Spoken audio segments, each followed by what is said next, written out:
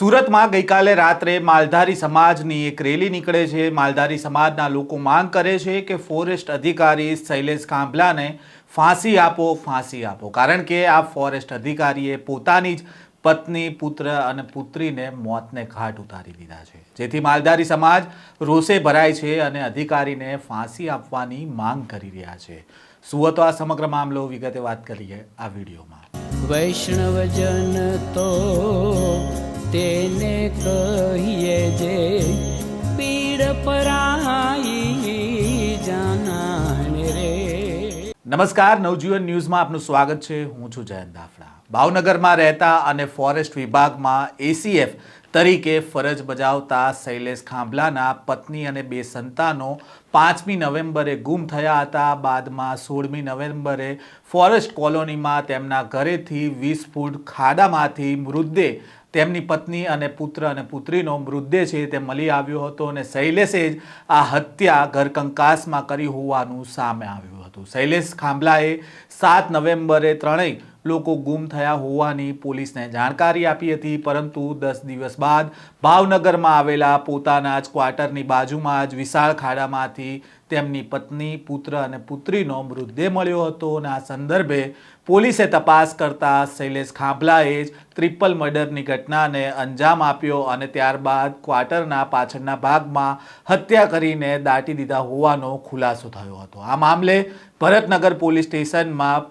આ પરિવારના 3 સભ્યોની હત્યા અંગે શૈલેષ કાંભલા વિરુદ્ધ ફરિયાદ નોંધવામાં આવી અને પોલીસે વધુ તપાસ હાથ ધરી છે। આ દરમિયાન ગઈકાલે રાત્રે સુરતમાં ફોરેસ્ટ ઓફિસરને ફાંસી આપવાની માંગ સાથે માલધારી સમાજની રેલી નીકળી હતી અને આ દરમિયાન કેવા દ્રશ્ય સુરતમાં સામે આવ્યા હતા તેની ઉપર એક નજર કરીએ।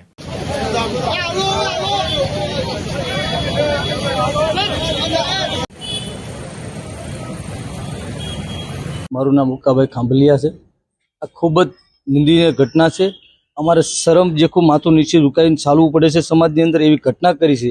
એટલે અમે તો કોઈ દિવસ માફ કરતા નથી, સમાજ માફ કરવાનો પણ નથી। અમે તો એવું જ કહીએ છીએ કે આને જે અમદાવાદની ઘટના જે બની છે, જે સાયકોલોજીસ્ટ અને જે પોલીસે એકાઉન્ટે જે કર્યું છે એ જ પ્રમાણે આ ઘટનાને કરે અને આની અંદર જે દોષિત છે એને પહેલાં એકત્રિત પુરાવા કરીને એને પણ આવીને આવી કડક સજા આપે એ સમગ્ર રબારી સમાજની માંગ છે।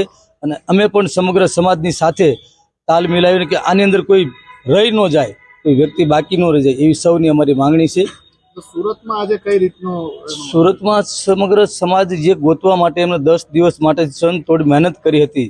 સમાજ એક તાતણે થઈને કે ભાઈ અહીંયા હશે 10 દિવસ સુધી સમાજને આખા ગુમરાહ કર્યા છે, એટલે આને કોઈ દિવસ સમાજ માફ ન કરી શકે।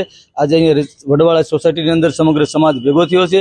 અહીંયાથી કેન્ડલ માર્ચ લઈને અમે વડવાળા સર્કલ સુધી જઈને બાળકો અને જે બેન છે એમને દિવ્ય આત્માને શાંતિ વડવાળા દેવ આપે એ જ પ્રાર્થના માટે અમે સૌ ભેગા થયા છીએ। અને આવા આરોપી કોઈ સમાજનો હોતો નથી। આ માનવ જાત માટે કૃત્ય છે, એટલે દરેક સમાજ આની અંદર જોડાયેલો છે। ભગવાન વડવાળા દેવને પ્રાર્થના કરી કે બંને બાળકોને, માતાને ભગવાન દિવ્ય આત્માને શાંતિ આપે, એ જ પ્રાર્થના સમગ્ર રબારી સમાજ પાસે છે। આને કોઈ ન્યાય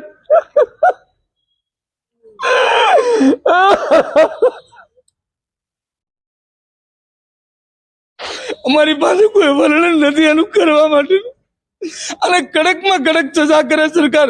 હું તો એમ કહું છું, આ એસએમ ના સાહેબના ગઢની અંદર ઘટના બની છે તો એસએમ જલ્દી આનો નિર્ણય લઈને અને ફાસ્ટ ટ્રેક કોર્ટની અંદર કેસ ચલાવીને તાત્કાલિક શૂટ આઉટ કરે, એ જ અમારી માંગણી છે।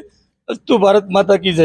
ભાવનગરમાં 3 દિવસ પહેલા ફોરેસ્ટ ક્વાર્ટરમાંથી પત્ની, પુત્રી અને પુત્રને તકિયાથી મોઢું દબાવી એક પછી એક મોતને ઘાટ ઉતારી દેનાર એસીએફ શૈલેષ કાંભલાને ભાવનગર પોલીસે ઝડપી લીધો હતો। ત્યારે શૈલેષ કાંભલાને ફાંસીની સજાની માંગ સાથે સુરતના કાપોદ્રામાં માલધારી સમાજની એક કેન્ડલ રેલી છે તે યોજવામાં આવી હતી, જેમાં ખાટકી શૈલેષ કાંભલાને ફાંસી આપોના બેનર સાથે મોટી સંખ્યામાં લોકો છે તે રસ્તા ઉપર ઉતરી આવ્યા હતા। ઉલ્લેખનીય છે કે પહેલા ફોરેસ્ટ અધિકારી શૈલેષ કાંભલાએ પોલીસને જણાવતો હતો કે તેની પત્ની અને 2 બાળકો છે તે ગુમ થયા છે, જેથી માલધારી સમાજ પણ આ બાળકો અને તેમની પત્નીને શોધવા માટે મહેનત કરે છે અને પત્ની અને 2 દીકરા મળી જાય તે માટેના પ્રયાસ કરે છે। પોલીસને પણ વિનંતી કરે છે કે જે ફોરેસ્ટ અધિકારી છે તેમની પત્ની અને 2 બાળકો ગુમ થયા છે તેમને જલ્દીથી પોલીસ શોધી કાઢે, પરંતુ જ્યારે સામે આવ્યું કે આ ફોરેસ્ટ અધિકારીએ જ તેની પત્ની અને 2 બાળકો